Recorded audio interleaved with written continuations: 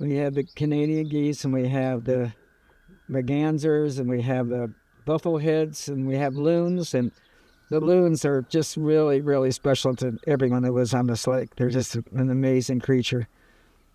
And well, that would be threatened.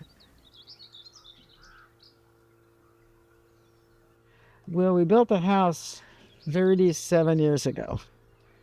My husband and I built this house together. We bought the property and we built the house, and our kids were young, and we just knew we wanted to live on a lake, and we were lucky enough to get the property and build a house, our dream house.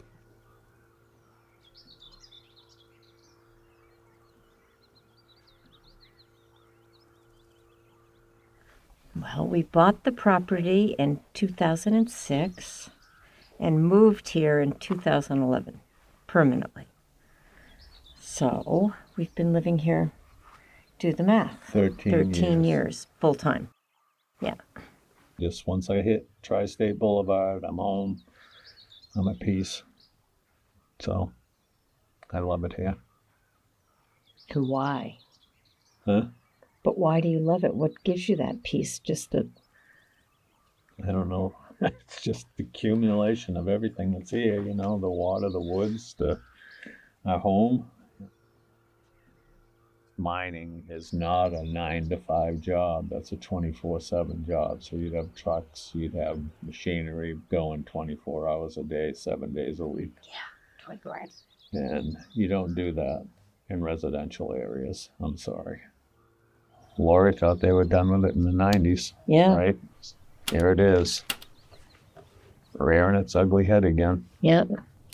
We confronted this in the early 1990s. We were just in the early stages of living here, and we heard that they were exploring for mine right near Crawford Lake.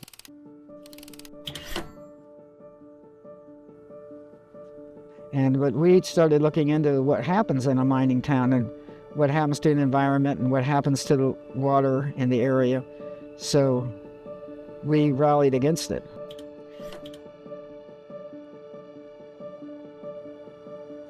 It was a residential area, an inappropriate place for a mine to come in, so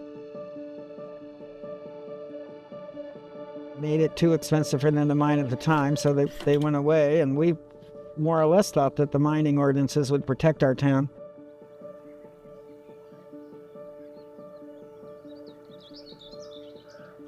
I have to say, it was a very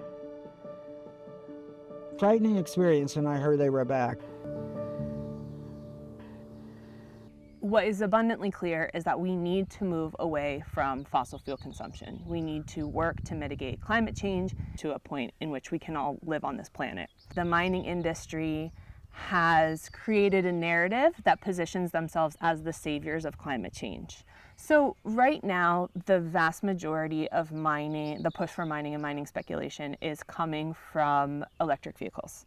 So replacing one form of dirty extraction with fossil fuels with a second form of dirty extraction, which is hard rock mining. And I think that's a false narrative. It creates this sense of urgency for mining and mining in new places where there are other solutions that are available that can help us make that transition. So yes, we do need more nickel, we need more cobalt, we need more copper, but do we need to mine at Crawford Pond to get them? And what are ways that we can take significant steps to avoid opening new mines in the first place?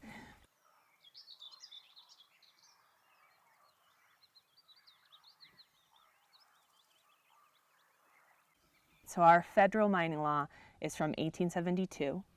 It was passed in an effort to get white settlers to move west, to expropriate land from indigenous peoples, and we have never updated that law. It does absolutely no environmental protections in there. It has no waste management regulations in there. It does not include royalties for the federal government, so the US government makes $0 off every mining operation in the country. And lastly, it identifies mining as the best use of land. So the federal government is required to consider mining over environmental or social concerns for a project. But then the choice to allow mining or not falls down to the local municipalities and towns to decide. We knew because of our previous experience that we had to act fast to to try to protect ourselves from this threat. We knew there was an urgency to it, so we formed a group immediately called Karma, Citizens Against Residential Mining Activity.